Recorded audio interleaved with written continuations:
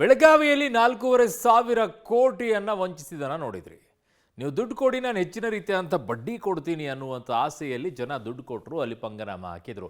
ಅದನ್ನು ಮೀರಿಸೋದಕ್ಕಿಂತಲೂ ಹೆಚ್ಚಿನ ರೀತಿಯಲ್ಲಿ ಈಗ ಚಿನ್ನದ ವಿಚಾರದಲ್ಲಿ ಕೇಳಿ ಬರ್ತಾ ಇದೆ. ಅದು ಮೈಸೂರಿನಲ್ಲಿ.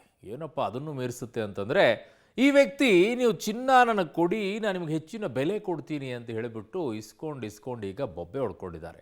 ಪೊಲೀಸರು ಪತ್ರಿಕಾ ಪ್ರಕಟಣೆಯನ್ನು ಹೊರಡಿಸ್ತಾ ಇದ್ದಾರೆ, ಇವನ ಬಗ್ಗೆ ಬಂದು ದೂರು ಕೊಡಿ ಅಂತ ಹೇಳಿ. ಯಾಕೆ ಚಿನ್ನ ಇಟ್ಟವ್ರು ಬರ್ತಾ ಇಲ್ವಾ?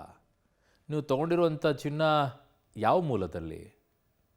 ಏನಪ್ಪ ಬಹಳ ಇಂಟ್ರೆಸ್ಟಿಂಗ್ ಆಗಿದೆ ನೋಡಿ ಸ್ಟೋರಿಯನ್ನ. ಮೈಸೂರಿನಲ್ಲಿ ಅತಿ ದೊಡ್ಡ ಚಿನ್ನ ದೋಖ. ಚಿನ್ನ ಖರೀದಿ ಹೆಸರಿನಲ್ಲಿ ಕೋಟ್ಯಾಂತರ ರೂಪಾಯಿ ಮೋಸ. ಅಡವಿಟ್ಟ ಚಿನ್ನಕ್ಕೆ ಹೆಚ್ಚಿನ ಬೆಲೆ ಕೊಡೋದಾಗಿ ವಂಚನೆ. ಚಿನ್ನ ಖರೀದಿ ವಿಚಾರದಲ್ಲಿ ಮೈಸೂರಿನ ಸೌಂದರರಾಜ್ ಅಲಿಯಾಸ್ ಚಿನ್ನ ತಂಬಿ ನೂರಾರು ಜನರಿಗೆ ದೋಖ ಮಾಡಿದ್ದಾನೆ. ಇವನ ವಿರುದ್ಧ ದೂರುಗಳನ್ನ ಕೊಡುವಂತೆ ಮೈಸೂರಿನ ಸಿಸಿಬಿ ಪೊಲೀಸರು ಪತ್ರಿಕಾ ಪ್ರಕಟಣೆ ಹೊರಡಿಸಿದ್ದಾರೆ. ಬೆಳಗಾವಿಯ ಶಿವಾನಂದ ನೀಲಣ್ಣ ಬಹುಕೋಟಿ ಹಗರಣವನ್ನ ಚಿನ್ನ ತಂಬಿ ಚಿನ್ನ ಕರಗಿಸುವ ಅವ್ಯವಹಾರ ಮೀರಿಸ್ತಾ ಇದೆ.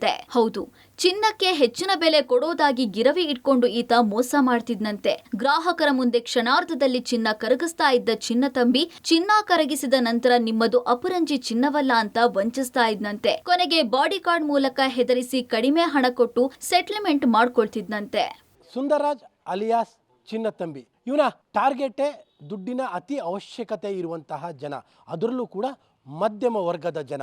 ಅತಿ ಹೆಚ್ಚಿನ ಬಡ್ಡಿಯ ಆಸೆ, ಮತ್ತೊಂದು ಕಡೆಯಲ್ಲಿ ಅರ್ಜೆಂಟಾಗಿ ದುಡ್ಡು ಸಿಗಬೇಕು. ಆ ಕಾರಣಕ್ಕೋಸ್ಕರವಾಗಿ ಇವನ ಬಳಿಗೆ ಬಂದು ಚಿನ್ನವನ್ನು ಅಡ ಇಟ್ಟರೆ ಮುಗಿದೇ ಹೋಯಿತು. ಅವನು ಅರ್ಧಕ್ಕರ್ಧ ಚಿನ್ನವನ್ನು ತನ್ನ ಖಜಾನೆಗೆ ಇಳಿಸ್ತಾ ಇದ್ದ. ಈ ರೀತಿಯಾಗಿ ಚಿನ್ನ ತಂಬಿ ನೂರಾರು ಜನರಿಗೆ ವಂಚನೆ ಮಾಡಿದ್ದಾನೆ. ದಿನಕ್ಕೆ ಕನಿಷ್ಠ ಅರ್ಧ ಕೆಜಿ ಚಿನ್ನವನ್ನು ಇವನು ತನ್ನ ಖಜಾನೆಯನ್ನು ಸೇರಿಸ್ಕೊಂಡು ನೂರಾರು ಕೋಟಿ ರೂಪಾಯಿನ ಸಂಪಾದನೆ ಮಾಡಿರುವಂಥದ್ದು ಈಗ ಸ್ಪಷ್ಟವಾಗಿ ಗೊತ್ತಾಗ್ತಾ ಇದೆ. ಮೈಸೂರಿನಲ್ಲಿ 5ಕ್ಕೂ ಹೆಚ್ಚು ಕಡೆ ಗಿರವಿ ಅಂಗಡಿ. ರಾಜ್ಯದ ಹಲವು ಜಿಲ್ಲೆಗಳ ಜನರಿಗೆ ಮಹಾಮೋಸ. ಮೈಸೂರಿನಲ್ಲಿ ವಿವಿಧ ಹೆಸರಿನಡಿ 5ಕ್ಕೂ ಹೆಚ್ಚು ಚಿನ್ನ ಗಿರವಿ ಇಟ್ಕೊಳ್ಳುವ ಮಳಿಗೆಗಳನ್ನ ಈ ಚಿನ್ನ ತಂಬಿ ತೆರೆದಿದ್ದ. ರಾಜ್ಯದ ಹಲವು ಜಿಲ್ಲೆಗಳ ಜನರಿಗೆ ಆ ಮೂಲಕ ಮೋಸ ಮಾಡಿದ್ದು ಈಗ ಬೆಳಕಿಗೆ ಬಂದಿದೆ. 2017ರಿಂದ ಇಲ್ಲಿವರೆಗೆ ಪ್ರತಿನಿತ್ಯ ಅರ್ಧ ಕೆಜಿಗೂ ಹೆಚ್ಚು ಚಿನ್ನವನ್ನ ವಂಚಿಸಿದ್ದಾನೆ. ವಂಚನೆಗೊಳಗಾದ ಜನರು ದೂರು ಕೊಡೋದಕ್ಕೆ ಮುಂದಾದ್ರೆ ಚಿನ್ನ ತಂಬಿ ಹಣ ಕೊಟ್ಟು ಸೆಟ್ಲ್ಮೆಂಟ್ ಮಾಡ್ಕೊಳ್ತಿದ್ದ.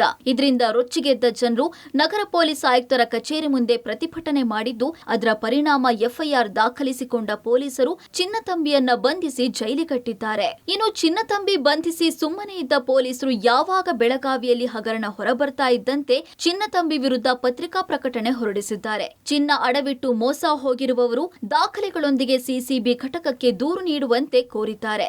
ಮೈಸೂರಿನ ಚಿನ್ನದ ವಂಚಕ ಚಿನ್ನ ತಂಬಿಯ ಪ್ರಕರಣಗಳು ಒಂದೊಂದೇ ಈಗ ಬಯಲಾಗ್ತಾ ಇದ್ದಾವೆ. ಪ್ರಮುಖವಾಗಿ 2 ಕಿಡ್ನಿ ಫೇಲ್ಯೂರ್ ಆಗಿರುವಂತಹ ಒಬ್ಬ ವ್ಯಕ್ತಿಗೆ ತೀರಾ ಅಮಾನವೀಯ ರೀತಿಯಾದಂತಹ ಮೋಸವನ್ನು ಚಿನ್ನ ತಂಬಿ ಮಾಡಿರುವಂತಹ ಪ್ರಕರಣ ಇದು. ಈಗ ನಮ್ಮ ಜೊತೆಯಲ್ಲಿರುವಂಥವರು ಇವರು ಗಿರೀಶ್ ಅಂತ. ಇವ್ರಿಗೆ 2 ಕಿಡ್ನಿಗಳು ಫೇಲ್ ಆಗಿದ್ದಾವೆ. ಕಿಡ್ನಿಯ ಚಿಕಿತ್ಸೆಗೋಸ್ಕರವಾಗಿ ಅವರು ಒಂದಿಷ್ಟು ಬಂಗಾರವನ್ನು ಅಡ ಇಟ್ಟಿದ್ರು. ತದನಂತರದಲ್ಲಿ ಅದನ್ನು ಬಿಡಿಸ್ಕೊಳ್ಳೋಕೆ ಹೋಗಿದ್ರು.